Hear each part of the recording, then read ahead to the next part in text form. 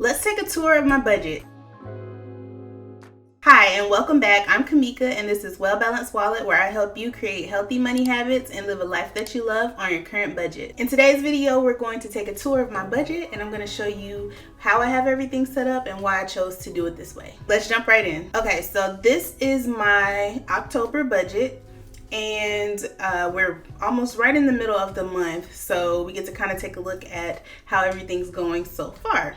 So first we will start with the account structure. I have several checking accounts and a few savings accounts as well. And then I have my Chase card here at the bottom. So I know Ynab eliminates the need to have so many different accounts, but I've had these accounts before I started using Ynab and I just never took the time to combine them or to close out a few of them that I don't actually really use. So that is why I have so many accounts here.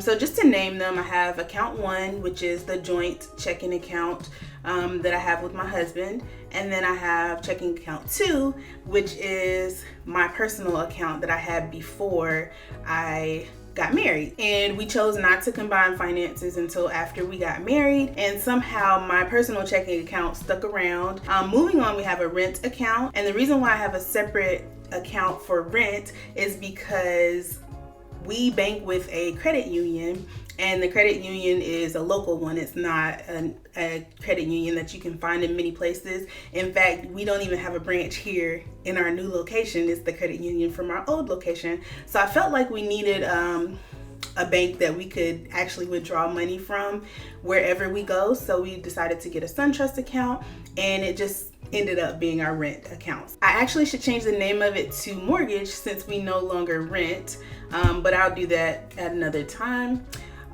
We have a Cube Money account, and what Cube Money is a budget and a bank in one.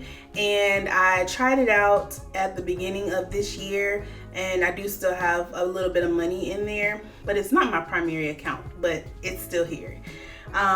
Moving on, we have the Christmas account, and this is an extension of my personal checking account, and it's just an account that our bank has where they pull money from every one of our paychecks to save for Christmas, and then on October 1st they'll dump that money into the regular savings account for us to use in December for Christmas. After that, we have the savings account, and this savings account is attached to my personal checking account, and we keep around $500 in there. Next, we have our emergency fund, which is a savings account that's attached to the joint account, and right now we have about $1,700 in there, and I plan on saving 3 months of our living expenses there little by little.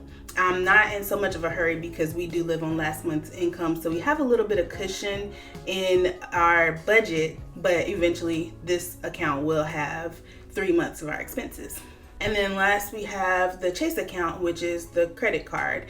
And we do spend on a credit card. I don't encourage other people to do that, but it's just a habit that we've had for a while. And all of our bills are on auto pay through the credit card. So it just works for us. We don't add debt to this credit card. We do pay it off in full every month, and we get rewards points at the same time. But like I said, I don't encourage everybody to do that because I know it's tempting to use more money than you have in your budget. So yeah, that is my account structure within my budget.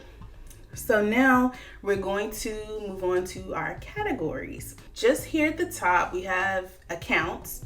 And within that, I have checking 1 and checking 2. The reason that I have them is before we were a month ahead on our expenses, I wanted to have a little bit of cushion in our checking account to make sure that we never overdrew. They don't serve a purpose now because we are a month ahead, so I guess I could eventually close these out and move the money to a category that would better suit it at this point. Next, we have the credit card payments category, and this houses our Chase account or our Chase spending.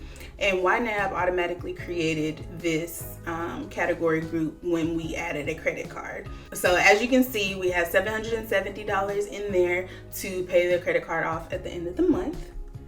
Next, we have our monthly bills category group, and this includes all of our monthly bills. So first up, we have our buffer category, and this is where I save the money that we're going to use for next month. So if I go forward to November, you'll see that we are in the process of saving our buffer. We already have $1,900 there.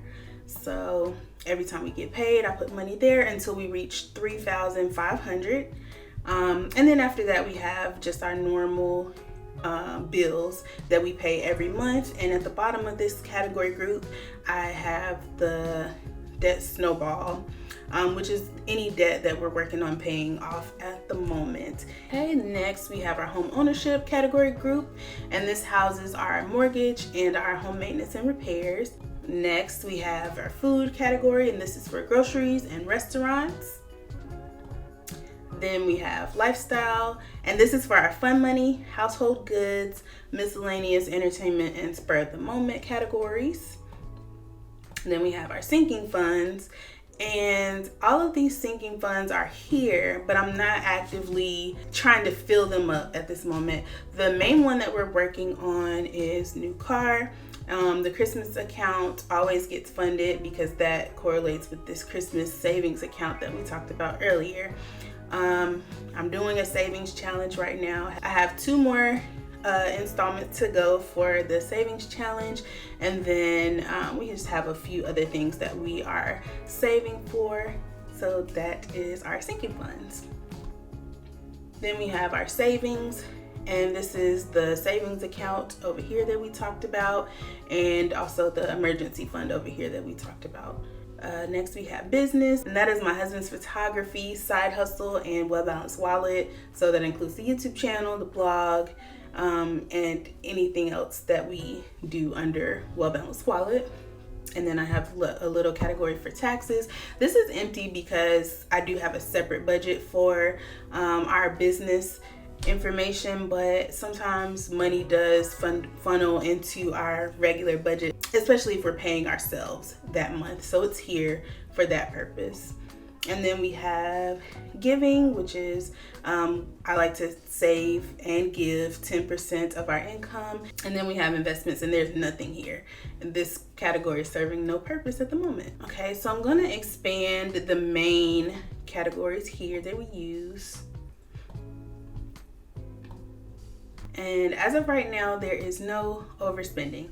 So anything that's in green is still funded, meaning that there's still money in the category. And then anything that would be overspent would either be yellow with a negative amount, or it would be red with a negative amount. If it was yellow with the negative amount, that means that we have overspent on a credit card. And I guess they chose the color yellow because you still had, I guess, a way to pay for the overspending, but it's still overspending because it puts you into debt. And then if it is red with a negative balance, then that means that you have completely overspent and you did not have the money for it, and now your budget is no longer correct. So we want to make sure that we never have any red overspending. And then if we do have any yellow overspending, we just open up one of these categories and move the money from a category that has more money left over to the category that we've overspent. So that is how overspending works in our budget. So one more thing that I want to talk about is these accounts here at the bottom called tracking. So tracking accounts in Ynab are accounts that you may want to track, but they're not actively a part of your budget. So if I click on mortgage, this is how much we owe on our actual mortgage.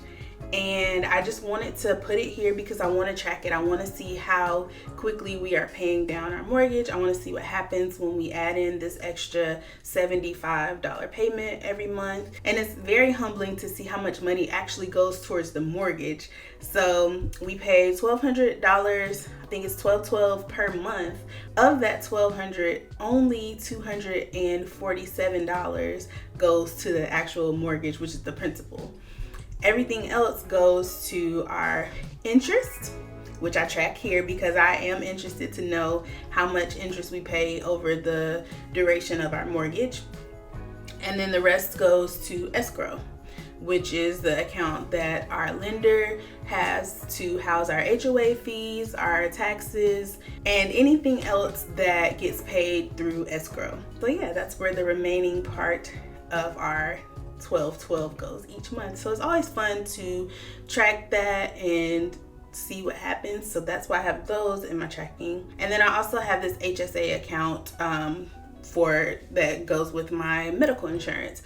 So I like to track and see how much I have in there as well. That way, if I want to pay a bill quickly, all I have to do is open up my budget and I can see it there without logging into the HSA account. So that is my budget. If you have any questions, be sure to leave them in the comments below and I'll try to answer them. Or if you want to see anything more closely or learn how to do anything within Ynab, let me know that as well. And I hope you enjoyed this little tour. So be sure to give this video a like, subscribe, and click the link on your screen right now for more Well Balanced Wallet content. See you there.